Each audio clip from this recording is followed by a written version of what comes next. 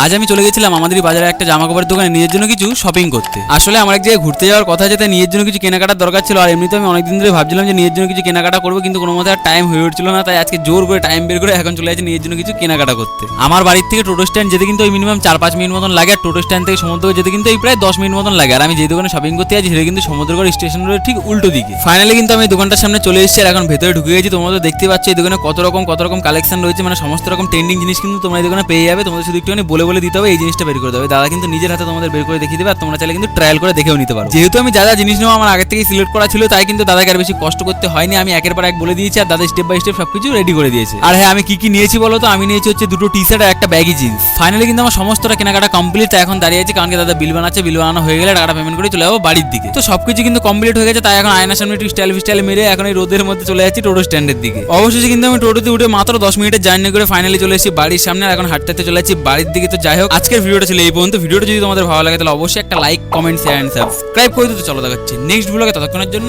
By.